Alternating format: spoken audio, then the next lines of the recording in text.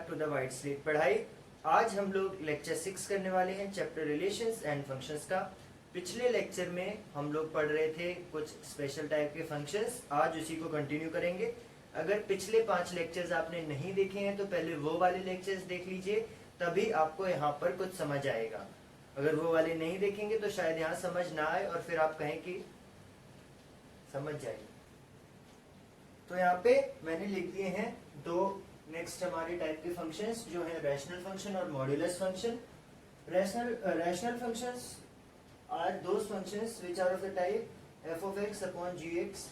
तो जब भी हमें एक ऐसा फंक्शन मिल जाए जो एक के ऊपर ऐसा एक चढ़ा हो जिसमें f of x और g of x जो क्या है पॉलिनोमियल फंक्शन हो, तो इसको हम लोग रैशनल फंक्शन बोल देते हैं। और रैशनल नंबर की डेफिनेशन जो आपने 5th या 6th क्लास में पढ़ी होगी, उससे आपको ये 7th क्लास में वो आपको याद होगा कि डिनोमिनेटर कभी भी जीरो नहीं होता है एक रैशनल नंबर का। तो gx जो है वो कभी भी जीरो नहीं होना चाहिए। तो इसका एक एग्जांपल बुक में गिवन है, वो हम करेंगे तो ये आपको आराम से समझ आ जाएगा। बाकी डेफिनेशन इसकी यही है कि जब भी आपको इस फॉर्म का फंक्शन मिल जाए, जब दो पॉलिनोमियल फंक्शन एक के ऊपर एक चढ़े हो, तो वो हमारा रैशनल फंक्शन हो जाता है। मॉड्यूलस फंक्शन बहुत इंपॉर्टेंट फंक्शन है, कई बार एग्जाम में पूछ लेते हैं आपसे। तो ये क्या है, रियल वैल्यूज से रियल वैल्यूज के लिए डिफाइंड है, मतलब कि डोमेन कोडोमेन दोनों रियल नंबर्स। कैसे डिफाइंड है, f of x is equal to modulus of x। Modulus को शॉर्ट फॉर्म में मॉड भी बोलते हैं। Mod of x for every value of x belonging to real number.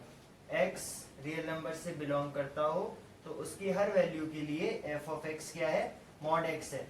इसको ये तो आपने बोल दिया मॉड x है, पर मॉड x एक्चुअली है क्या वो समझाने के लिए मैंने यहाँ पे ये लिखा है। मॉड x का मतलब है कि ये फंक्शन वैल्यू लेगा x कब, जब x greater than equal to 0 है, और ये फंक्शन वैल्यू लेगा माइनस x अगर x 0 से छोटा है। नहीं समझ आया, कोई बात नहीं, देखो एग्जांपल से देखो।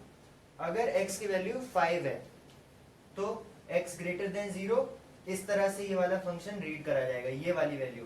तो x ग्रेटर देन 0 है, अगर मैंने x को 5 ले लिया तो x को 5 लेते ही यहाँ पे f of x की वैल्यू क्या आ जाएगी, 5 आ जाएगी। तो f of x is equal to 5 कब, जब मैंने x 5 लिया था। इसको मैं ऐसे भी लिख सकता हूँ कि मॉड 5 जो होता है वो 5 के बराबर है। अगर मैं -5 ले लूं तो फंक्शन इस वाले पे आ जाएगा, x लेस देन 0 पे। इस वाले कंडीशन से हम लोग फंक्शन की वैल्यू लेंगे, इसको भूल जाएंगे क्योंकि x अब जो है वो लेस देन 0 है। तो अगर x को मैं -5 रखूं इसमें तो क्या हो जाएगा, माइनस ऑफ -5 दोबारा प्लस हो गया। तो f of x is equal to 5 कब, जब x की वैल्यू -5 है।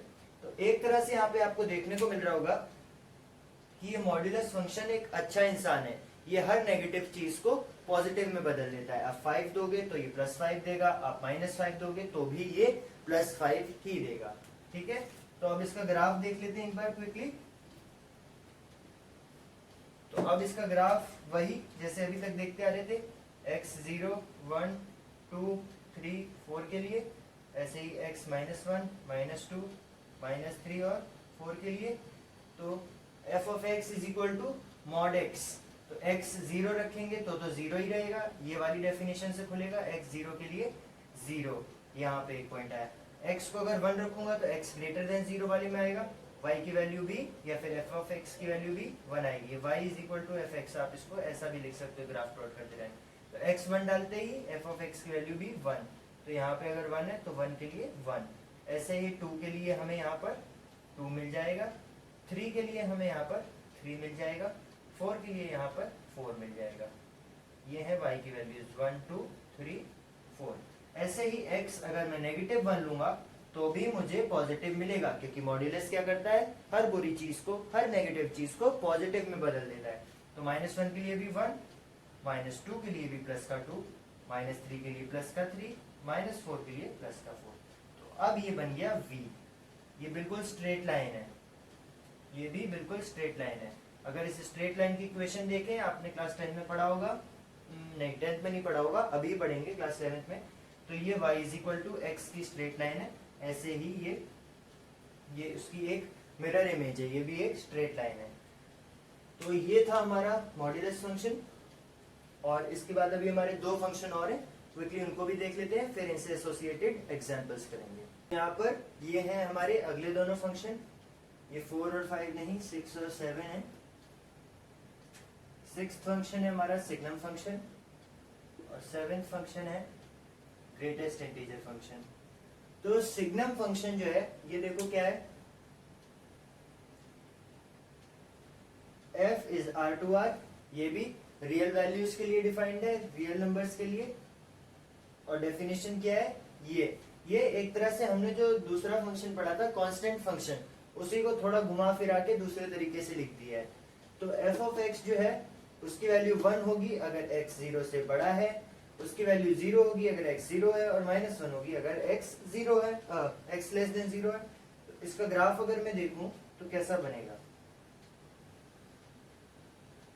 x अगर 0 है, 1 2 3 4, ये x एक्सिस हो गई, ये हमारी y axis, y is equal to f of x।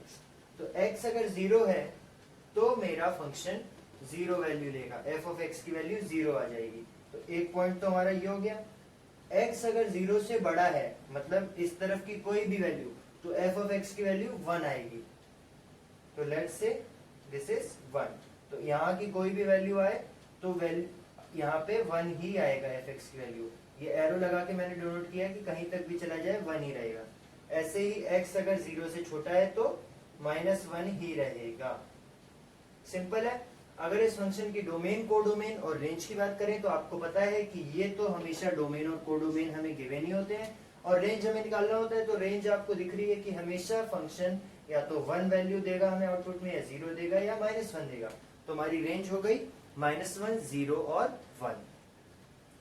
Next function है ग्रेटेस्ट इंटीजर फंक्शन। ये तीनों ही फंक्शन अभी हमने मॉड्यूलस पढ़ा था, signum function, greatest integer function, ये कई बार एग्जाम में डायरेक्ट पूछ लिए जाते हैं कि इन्हीं को आप डिफाइन करके इनका ये ग्राफ वगैरह बनाने को बोल देंगे, ये कर दो। तो ग्रेटेस्ट इंटीजर फंक्शन क्या है, ये भी रियल वैल्यूज के लिए डिफाइंड है, रियल नंबर्स के लिए। और डेफिनेशन क्या है, f of x is equal to, ये स्क्वायर ब्रैकेट्स के अंदर मैंने x लिख दिया। अब इसका क्या मतलब है, इसका मतलब यहाँ पर इंग्लिश में लिखा हुआ है। पहली चीज तो रियल नंबर्स को बिलोंग करता है x। अब x की वैल्यू f(x) क्या लेगा, तो f(x) assumes the value of the greatest integer less than or equal to x। तो अगर x जो है, यहाँ पे लिख दिया मैंने -1 से 0 के बीच में, -1 से 0 के बीच में मतलब कि सपोज -0.253 -0.456 ऐसी कोई वैल्यू है, तो x की क्या वैल्यू आनी चाहिए, इस डेफिनेशन से देखिए, x assumes the value of the greatest integer।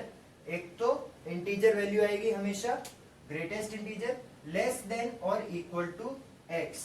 तो x यहाँ पर क्या है, ये है। अब सबसे बड़ा ग्रेटेस्ट इंटीजर हमें ढूंढना है जो लेस देन और इक्वल टू x हो, या तो इससे छोटा हो या यही नंबर हो। तो ये खुद तो एक इंटीजर वैल्यू है नहीं, तो इससे छोटा, सबसे छोटा इंटीजर जो भी हमें मिलेगा हम वो ले लेंगे।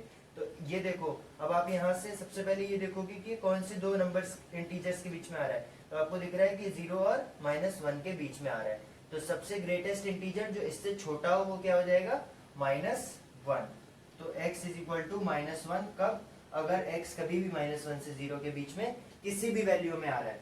ऐसे ही अगर -0 से 1 तो greater than greatest integer, less than और इक्वल टू x में क्या लेंगे, लेस देन और लेस देन, सबसे छोटा नंबर लेना है, लेस देन और इक्वल टू।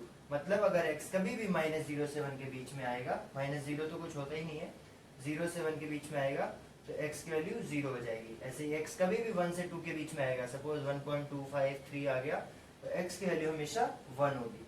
ये हमारा ग्रेटेस्ट इंटीजर फंक्शन होता है। एक बार इसका ग्राफ भी दिखा देता हूँ मैं आपको, ये तो आपको समझाने के लिए बनाया था। इसके ग्राफ में बनती हैं सीढ़ियां, ठीक है। ये हो गई हमारी x एक्सिस, ये हो गई y एक्सिस। x अगर 0 से, चलो पहले जैसे हर बार लिखते थे वो लिख ले, 1 2 3 4 -1 -2, यहाँ -3 तक ही लिख लेते हैं। अगर x 0 से 1 के बीच में है तो x की वैल्यू आएगी 0। तो जो वैल्यू आएगी उसको तो आप सर्कल कर देंगे और ये लाइन बना देंगे कि 0 से 1 के किसी 0 से 1 के बीच x की किसी भी वैल्यू के लिए 0 आ रहा है।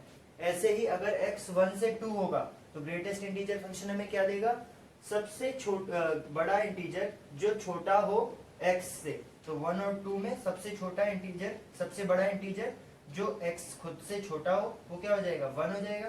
तो 1 से 2 के बीच में x जब भी कोई वैल्यू लेगा तो 1 आएगा आउटपुट। ऐसे ही 2 और 3 के बीच में जब भी लेगा तो 2 आएगा आउटपुट। और ये 1 ये है 1, ये 2 ये है 2, ठीक है। ऐसे ही यहाँ पे भी 0 से -1 के बीच में आपको याद हो मैंने क्या बताया था कि -1 लेगा वैल्यू तो ये हो जाएगा। ऐसे ही -2 से 1 के बीच में ये हो जाएगा, ये क्या है -1 -2, ठीक है। तो ये हो गया हमारा ग्रेटेस्ट इंटीजर फंक्शन। तो सारे स्पेशल टाइप के फंक्शंस हमने पढ़ लिए हैं, इनसे एसोसिएटेड जो भी एग्जांपल्स हैं बुक में, अभी हम इसके बाद वो करेंगे। और फिर नेक्स्ट वीडियो, क्योंकि इतना ही था सिर्फ इन 2 लेक्चर्स में, इसमें और इस वाले में, अब हम लोग एक्सरसाइज 2.3 कर सकते हैं। हमने सारा थ्योरेटिकल पार्ट कवर कर लिया है इसके एग्जांपल्स करने के बाद। फिर नेक्स्ट वीडियो में हम लोग एक्सरसाइज 2.3 करेंगे और उसके साथ ही चैप्टर खत्म हो जाएगा। फिर हमारे बचेंगे मिसलेनियस एग्जांपल्स और एक्सरसाइज। तो ये हमारे सामने आ गया है एक क्वेश्चन, सॉल्व्ड एग्जांपल है बुक का। Define the real value function, real valued function r-0। इसका क्या मतलब है कि जो इसकी डोमेन है, इनपुट वैल्यूज हैं, वो सारे रियल नंबर्स हैं एक्सेप्ट 0। 0 नहीं लिया जाएगा इनपुट में से लेके r, लेकिन कोडोमेन पूरे रियल नंबर्स हैं, इसमें 0 आ सकता है। Defined by f of x is equal to 1/x। देखो यही वजह है, अगर यहाँ पे x 0 ले लेते, ये 0 हटाने की वजह यहाँ पे दिख रही है। अगर 0 ले लेते तो ये एक इनवैलिड नंबर हो जाता। 1/0 एक नंबर है जो डिफाइंड नहीं है, इसलिए यहाँ से 0 एक्सक्लूड किया गया है। तो fx जो है वो 1/x है। x belongs to real number का एक सेट जिसमें 0 नहीं होना चाहिए, रियल नंबर का set -0। Complete the table below using definition. इस डेफिनेशन को यूज करके इस टेबल को कंप्लीट करना है। What is the domain and range of this function. तो डोमेन तो हमें पता ही है, ये रही डोमेन। ज्यादातर क्या, डोमेन हमेशा हमें क्वेश्चन में ही मिल जाती है। रेंज निकालनी होगी, पहले टेबल कंप्लीट कर लेते हैं। तो 1/x मतलब कि 1/-2। तो 1/2 कितना होता है, 1/2 आधा। तो 1/-2 कितना हो जाएगा, नेगेटिव का 0.5। और 1/2 कितना है, पॉजिटिव का 0.5। ऐसे ही 0 के लिए तो ये फंक्शन डिफाइंड नहीं है, ये बुक में 0 नहीं होगा, राइट। 0 नहीं था, ये मैंने गलती से लिख दिया है, यहाँ पे 0.25 था। देखो अभी जब 1/1 करेंगे तो क्या आ जाएगा, 1 आ जाएगा। तो 1 x की वैल्यू के लिए 1/1 1 आ जाएगा। ऐसे ही 1/-1 करेंगे तो -1 आ जाएगा। तो ये इतने हो गए। 1/0.25 करेंगे तो कितना आएगा, 0.25। 1/0.25। इसको कैलकुलेट करने के लिए एक तरीका ये है कि पॉइंट हटता है तो 2 0 बढ़ते हैं, 25 1 जा और 25 4 जा, तो 4 आप काट लो।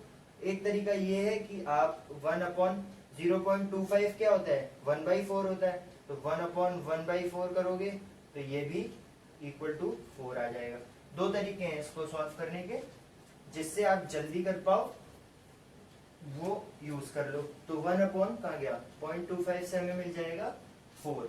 ऐसे ही 1/0.5 से क्या मिलेगा, 1/0.5 से माइनस का और प्लस का दोनों का ही हमारे पास, जैसे इससे 4 इससे आ रहे थे, ऐसे इससे 2 आ जाएंगे क्योंकि ये आधा है। तो ये हो गया 2 और 2। 1.5 अभी देखो 1/1.5। 1.5 या तो ये कर लो, पॉइंट हटाया 0 बढ़ाया, तो ये कितना हो गया 2/3। और 2/3 कितना होता है 0.67, माइनस का 0.67, माइनस का 0.67। या फिर अगर आपको डायरेक्टली पता हो तो 1.5 कितना होता है 3/2 होता है। 2 घूम के ऊपर चले जाएगा तो ये 2/3 हो जाएगा। कैलकुलेशंस जिस मेथड से आपको आसान लगे आप उससे करिए टाइम बचाने के लिए। तो ये तो हमने टेबल कंप्लीट कर दिया। हमें डोमेन और रेंज निकालनी थी। डोमेन हमें पता ही है, वो जो इनपुट ले रहे हैं। रेंज मतलब आउटपुट में जो वैल्यूज आ रही हैं। तो आउटपुट में क्या वैल्यूज आएंगी, रेंज इज, ये आपके लिए होमवर्क है क्योंकि इस वीडियो में बस इतना ही है। बस इसके बाद हम लोग अलजेब्रा और करेंगे। वैसे भी ये सॉल्व्ड एग्जांपल है, इसलिए ये होमवर्क वैसे तो आपके लिए किसी मतलब का नहीं रह जाएगा, लेकिन आप में से जितनों के पास बुक नहीं है उनके लिए ये रेंज जो है वो निकालना एग्जांपल है, वो रेंज निकालना होमवर्क है। वैसे शायद होमवर्क में दी हुई चीज आप लोग छोड़ ही दोगे, इसलिए मैं बता ही देता हूँ। इसकी जो रेंज है वो भी रियल नंबर्स ही है डोमेन की तरह। और अगर आप ध्यान से देखेंगे तो कभी भी आप कुछ भी कर लो, 1 अपॉन किसी भी चीज को लिख दो, उसकी वैल्यू 0 नहीं आएगी। तो इसकी जो रेंज है वो भी रियल नंबर्स -0 हो जाएगी। सिंपल है। यहाँ पे जितने भी नंबर आ रहे हैं इनके लिए आप कुछ ऐसे सच लिख नहीं सकते हो कि रेंज क्या होगी, ये सब रियल नंबर्स ही आते हुए दिख रहे हैं, इसलिए आप रियल नंबर्स एक्सेप्ट 0 इसकी रेंज लिख देंगे। अगर यहाँ पे सिंपल नंबर्स आ रहे होते जैसे 1 2 3 4 5 तो आप नेचुरल नंबर्स लिख देते, पर यहाँ पे हर तरह के नंबर आ रहे हैं, पॉजिटिव नेगेटिव पॉइंट वाले सब, तो आप रियल नंबर्स लिख देंगे और 0 नहीं आएगा कभी भी। वो मैंने समझा दिया कि 1 अपॉन कुछ भी कर लो कभी भी 0 नहीं आएगा, इसलिए रियल नंबर्स एक्सेप्ट 0 इसकी रेंज हो जाएगी। तो ये एक छोटा सा लास्ट टॉपिक है, इसको करके हम लोग इस वीडियो को खत्म करेंगे और नेक्स्ट लेक्चर में एक्सरसाइज 2.3 करेंगे। तो यहाँ पर है algebra of real functions. Algebra से जैसा कि आप बिल्कुल सही समझ रहे होंगे, मतलब हम लोग फंक्शंस को ऐड, सब्ट्रैक्ट, मल्टीप्लाई में यहाँ पे दो अलग अलग टाइप आते हैं। एक तो आप क्या होता है कि आप एक जो आपको फंक्शन गिवन हो उसको एक कांस्टेंट वैल्यू से मल्टीप्लाई करो। सपोज आपको फंक्शन गिवन है f of x is equal to 2x और आपको इसको एक स्केलर एक कांस्टेंट वैल्यू से मल्टीप्लाई करना है, लेट्स से 2। तो f of x is equal to 2x को अगर आप 2 से मल्टीप्लाई करोगे तो वो 4x हो जाएगा, मतलब कि जितनी भी वैल्यू 2x में आ रही होंगी x की अलग अलग वैल्यू के लिए वो सब 2 से मल्टीप्लाई होती जाएंगी। दूसरा है कि आप एक फंक्शन को ही दूसरे फंक्शन से मल्टीप्लाई कर दो। तो मल्टीप्लीकेशन में दो टाइप आएंगे, तो एडिशन हो गया हमारा, सब्ट्रैक्शन हो गया, मल्टीप्लीकेशन, और लास्ट जैसा कि हम सबको पता है डिवीजन। तो ये चार हैं, इनको हम बुक में 2 एग्जांपल्स गिवन है उसके साथ समझेंगे, वो दोनों एग्जांपल्स यहाँ पे करेंगे और आपको समझ आ जाएगा। उसके बाद इस वीडियो को एंड करेंगे। तो अभी हमारे सामने एग्जांपल नंबर 16 आ गया है, जो कि है अलजेब्रा ऑफ रियल फंक्शन से रिलेटेड। तो हम लोग देख लेते हैं, हमें दो फंक्शन गिवन है, दो रियल फंक्शंस गिवन है, f of x is equal to x square और gx is equal to 2x plus 1, दोनों पॉलिनोमियल फंक्शन है, विक्टोरियल फंक्शंस। अब हमें ये सब फाइंड करना है। क्या है? सबसे पहले f plus g of x, मतलब कि दोनों फंक्शंस का addition, f minus g of x मतलब सब्ट्रैक्शन, g का f में से, f इंटू जी मतलब दोनों फंक्शंस का मल्टीप्लीकेशन, और f अपॉन जी इंटू एक्स। बिल्कुल सिंपल है, सिर्फ मल्टीप्लाई ऐड सब्ट्रैक्ट ही करना है हमें। तो f प्लस जी क्या हो जाएगा? f में देखो क्या वैल्यू है हमारे पास, एक्स स्क्वायर, तो f plus g of x हो जाएगा x square plus g of x में क्या वैल्यू है? 2x plus 1 plus 2x plus 1। तो ये तो हमारा हो गया f plus g of x. क्या किया? f ऑफ एक्स और g ऑफ एक्स को जोड़ दिया। ऐसे ही सब्ट्रैक्शन में सब्ट्रैक्ट कर देंगे, एक्स स्क्वायर में से 2x प्लस 1, तो x square minus 2x plus 1, या फिर इसको ब्रैकेट को लगाने की जरूरत नहीं है, ब्रैकेट हटेगा तो ये भी माइनस हो जाएगा। ओके, तो ये हो गया f minus g of x. Multiplication में सिंपली इस f ऑफ एक्स को g ऑफ एक्स से मल्टीप्लाई कर देंगे, मतलब कि एक्स स्क्वायर को मल्टीप्लाई कर देंगे 2x प्लस 1 से, तो क्या आ जाएगा मल्टीप्लाई होके? 2x cube plus x square. तो ये तो हमारा हो जाएगा f g ऑफ x। ऐसे ही f upon g of x जब करेंगे तो x square upon 2x plus 1 क्या जाएगा? x square upon 2x plus 1। लेकिन एक बात ध्यान रखना कि जब भी हम लोग डिवाइड करेंगे तो ऐसा फंक्शन यहाँ पर एक वैल्यू x की ऐसी भी आ जाएगी जिसके लिए ये फंक्शन नॉट डिफाइंड हो जाएगा, मतलब कि जिसमें ये डिनोमिनेटर 0 हो जाएगा। तो उस वैल्यू को हमें अलग से लिखना होगा कि x ये वैल्यू नहीं ले सकता। तो ये 0 कब होगा? ये 0 करने के लिए इसको सीधा 0 से इक्वेट कर दो, आपको पता चल जाएगा कि x की किस वैल्यू के लिए ये 0 हो रहा है। तो 2x plus 1 is equal to, अगर मैं 0 कर दूं, 1 इस साइड जाएगा तो 2x is equal to minus 1, 2 उसके नीचे चला जाएगा तो x is equal to minus 1/2। मतलब अगर इस इक्वेशन में मैं x की वैल्यू माइनस 1/2 रख दूं तो ये पूरा फंक्शन नॉट डिफाइंड हो जाएगा। क्यों? क्योंकि नीचे 0 बन रहा है। इसलिए यहाँ पर आप लिख देंगे साइड नोट के तौर पे x should not be equal to minus 1/2, क्योंकि वो होते ही फंक्शन हमारा नॉट डिफाइंड हो जाएगा। ठीक है, तो ये हमने चारों चीजें निकाल ली। ऐसे ही एक एग्जांपल 17 है, क्विकली उसको भी कर लेते हैं और फिर वीडियो को एंड करते हैं। सामने आ गया है एग्जांपल नंबर 17, सेम है, बस अब हमारा fx क्या है, √x है और gx है x। तो b2 रियल वैल्यू नहीं, अब हमें वही सब चीजें फाइंड करनी है। तो f plus g of x क्या हो जाएगा, इसका और इसका सम, मतलब कि x प्लस √x, ये क्या हो जाएगा, √x माइनस x, सिर्फ माइनस कर दिया मैंने f ऑफ x में से g ऑफ x, ये हो जाएगा दोनों का multiplication, that is x √x, या फिर आप इसको x की पावर 3/2 भी लिख सकते हो, क्योंकि ये क्या है x की पावर 1 और ये क्या है x की पावर 1/2, दोनों पावर से ऐड हो जाती हैं तो x की पावर 3/2, दोनों ही चीजें लिख सकते हो आप। और डिवाइड करते टाइम क्या आ जाएगा, √x अपॉन x, इसको आप 1 अपॉन √x भी लिख सकते हो। कैसे, ये देखो दिखाता हूँ मैं। अगर इस x को मैं क्या लिख सकता हूँ, √x इंटू √x लिख सकता हूँ, तो ये हो जाएगा √x अपॉन, इस x को मैंने लिखा √x इंटू √x, एक इससे ये बजा दिया तो नीचे बचा 1/√x। तो अब x की कौन सी वैल्यू के लिए ये फंक्शन नॉट डिफाइंड हो जाएगा, x की वैल्यू अगर 0 या उससे कम हो, 0 या उससे कम, सिर्फ 0 नहीं, 0 से कम भी अगर हो जाती है तो अंडर रूट में अगर माइनस वैल्यू आ गई तो ये क्या है, कॉम्प्लेक्स नंबर बन जाएगा। ये नंबर्स रियल नंबर्स नहीं है और हमारा फंक्शन क्या है, रियल फंक्शन है, इसलिए x की कोई भी वैल्यू 0 या उससे कम नहीं होनी चाहिए। तो यहाँ पर आप साइड नोट पे लिख दोगे वेयर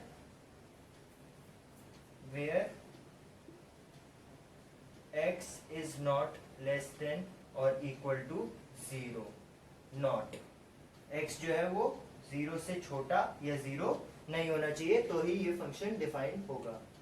तो इस वीडियो में बस इतना ही।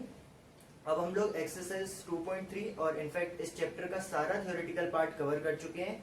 अगर इस वीडियो में कुछ भी समझ नहीं आया हो तो आप कमेंट सेक्शन में पोस्ट करना, या कोई भी डाउट हो तो वो पोस्ट करना। आपकी जो भी क्वेरी होगी या आपको जो पार्ट नहीं समझ आया उसके लिए, उसके रिगार्डिंग में कुछ करूंगा। आपका डाउट होगा तो उसको सॉल्व किया जाएगा, और अगर आपको कुछ समझ नहीं आया होगा तो उसके लिए दूसरी वीडियो बनाएंगे दूसरे अप्रोच के साथ। और अगर आपने अभी तक व्हाइट स्लेट पढ़ाई चैनल सब्सक्राइब नहीं किया है तो सब्सक्राइब भी कर लो और अपने फ्रेंड्स के साथ शेयर भी कर लो। Thank you.